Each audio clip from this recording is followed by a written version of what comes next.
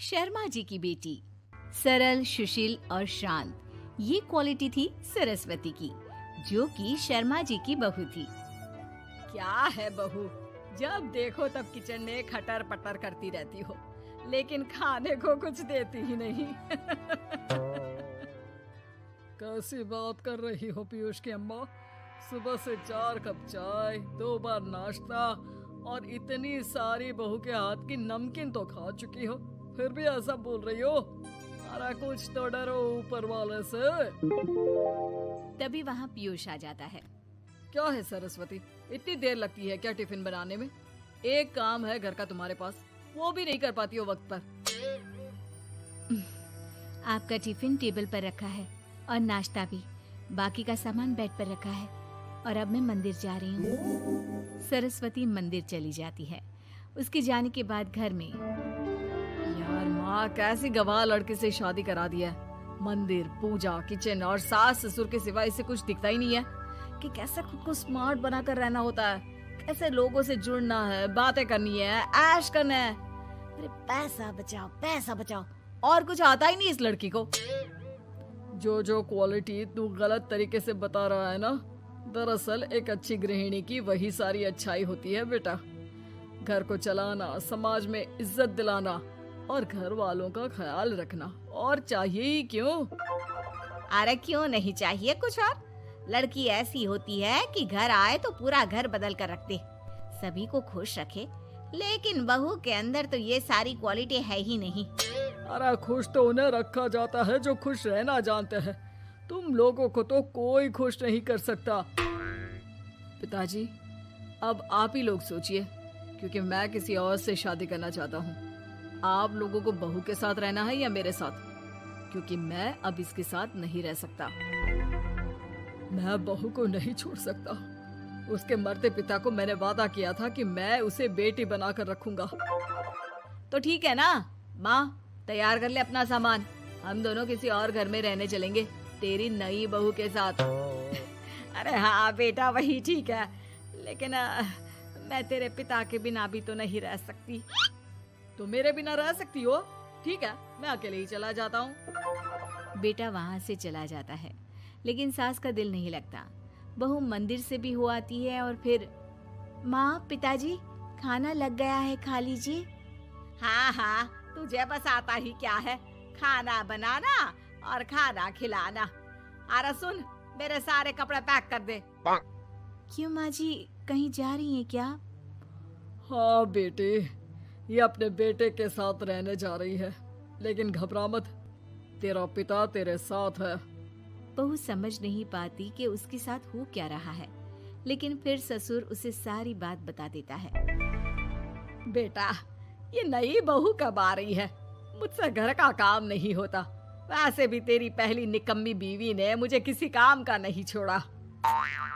माँ वो बस आने ही वाली है, और हाँ माँ, उसके आगे ना थोड़ा स्टैंडर्ड से रहना, क्योंकि वो थोड़े बड़े घर की लड़की है। उसका एक स्वैग है, स्वैग। तभी वहाँ एक बहुत सुंदर सी लंबी सी लड़की आती है। हे पीयूष, भागकर कैब से मेरा सामान ले आओ, और हाँ प्लीज एसी ऑन करके जाना। रीमा, ये मेरी माँ है। तुम चाहती थी ना कि मेरी माँ हम लोगों के साथ रहे। हेलो आंटी जी, हम लोग ना जल्दी शादी कर लेंगे, फिर मेरी जैसी टॉप लड़की आपको अच्छी बोलेगी। एक्साइटेड होंगी ना आप? पर नो इश्यू। पीयूष, सामान ले आओ ना, एंड आंटी आप पानी ले आइए प्लीज। माँ को तो समझ में ही नहीं आता कि वो क्या करे। वो बहू के लिए पानी लेकर आती है तो उसका पैर पर्दे में फंस जाता है और वो गिर जाती है। ओहो, पूरा पानी गिरा दिया। कांच का ग्लास क्यों छूती है जब हाथ पैर नहीं चलते? कितनी मुश्किल से मैंने और पीयूष ने ये गृहस्थी बनाने की कोशिश की है। अरे पर तो क्या हो गया, एक गिलास ही तो टूटा है। अपने घर में तो रोज एक तोड़ती हूँ, लेकिन मजाल है सरस्वती कुछ कहे। और हाँ, मैं पानी वानी नहीं पिलाने वाली, मुझे ऐसी कोई आदत नहीं है। बहू हो, बहू की तरह रहो, समझी? तभी वहाँ पीयूष आ जाता है, जिसे देख रीमा रोने लगती है। देख लो अपनी माँ को। गोटी सुना रही है। और अभी तो मैं आई हूँ, थक गई थी, बस पानी क्या मांग लिया। कह रही है बहू हो, बहू की तरह रहो।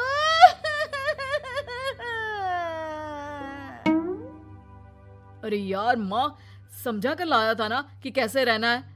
माँ ऐसा करोगी तो मैं भी नहीं रख पाऊंगा तुमको हमारे साथ। वैसे भी आप ये समझो कि रीमा ने खुद कहा था कि माँ को साथ रखना। अरे हाँ हाँ बेटा, वो सिर्फ इसलिए कि मैं घर का सारा काम करूं, बैठे बैठे इस महारानी को खाना पानी दूं। वैसे भी मैं जा रही हूँ, मुझे तो इस लड़की की शक्ल भी अच्छी नहीं लग रही। मेरी सरस्वती के आगे तो ये कुछ भी नहीं है। निकलो निकलो यहाँ से। मैंने सोचा था बिना पैसे का नौकर मिल जाएगा, लेकिन नहीं। कुछ लोगों को आदत होती है फ्री की रोटी खाने की। निकलो यहाँ से। बेहोश, धक्के मार कर निकालो इस औरत को यहाँ से। अरे ये कैसी बात बोल रही हो रीमा? ये माँ है मेरी। माना थोड़ी जिद्दी है। अरे वाह बेटा वाह, अभी भी तुझे मेरी ही गलती दिख रही है ना? कोई बात नहीं। माँ वापस घर आ जाती है। बहू, मुझे माफ कर दे बेटा, वो तो शैतान का नानी है। माँ, मैं उनके बारे में कोई बात नहीं करना चाहती। ये मेरा मायका है। अब आप लोग मेरे माता पिता। मैं हमेशा यहीं रहकर आप लोगों की सेवा करूंगी। नहीं नहीं बेटा, हम करेंगे तेरी शादी किसी अच्छे लड़के से। अरे कोई जरूरत नहीं है, मैं देख कर आई हूँ जो हालत है ना पीयूष की, वहाँ नहीं टिकने वाला ज्यादा दिन। ना टिके वो उसकी मर्जी, लेकिन मेरी बेटी इतनी गई गुजरी नहीं है जो उसे कभी भी छोड़ो और कभी भी वापस आ जाओ तो वो तुम्हें अपना ले। अब ज्यादा ही हो रहा है आपका। माना मैंने गलत किया बहू के साथ, लेकिन वो उसका पति है। और फिर कहावत है ना, सुबह का भूला शाम को वापस आ जाए तो उसे भूला नहीं कहते। तभी वहाँ पीयूष आ जाता है। माँ, वो भूला आ गया। मुझे माफ कर दो सरस्वती के जिस गुण को मैं सही नहीं मानता था। दरअसल जीवन को सही तरीके से जीने के लिए वही गुण होने चाहिए। मुझे माफ कर दो सरस्वती। मैं आज के बाद तुम्हें और पापा को छोड़कर कहीं नहीं जाऊंगा। और मुझे भी बेटा।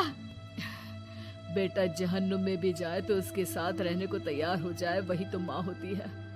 मुझे माफ कर दो माँ।